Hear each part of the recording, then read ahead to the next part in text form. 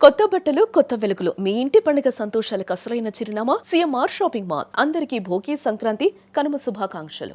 ప్రస్తుతం ఉత్తరప్రదేశ్లోని ప్రయాగరాజ్ నగరం ఇప్పుడు ఒక ఆధ్యాత్మిక రాజధానిని తలపిస్తోంది.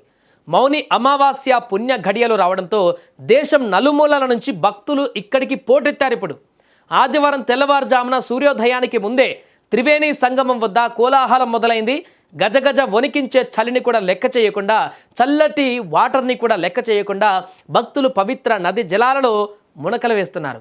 అధికారుల అంచనా ప్రకారం ఇప్పటి వరకు సుమారు 1.3 కోట్లకు పైగా భక్తులు తమ పుణ్య స్నానాలను పూర్తి చేసుకున్నారు. ఈ సంఖ్య గంట గంటకు పెరుగుతూనే ఉంది.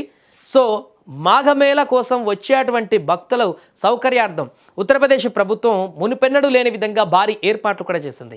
భక్తులు ఇబ్బంది పడకుండా సుమారు 12,100 అడుగుల పొడవైనటువంటి స్నానపు ఘాట్లను కూడా ప్రత్యేకంగా నిర్మించారు. ప్రతి అడుగులోనూ భక్తుల రక్షణ కోసం జాగ్రత్తలు కూడా తీసుకున్నారు. సాధారణ పోలీసులతో పాటు ట్రాఫిక్ పోలీసులు కూడా క్షేత్రస్థాయిలో ఉండి జనాలను క్రమబద్ధీకరిస్తున్నారు.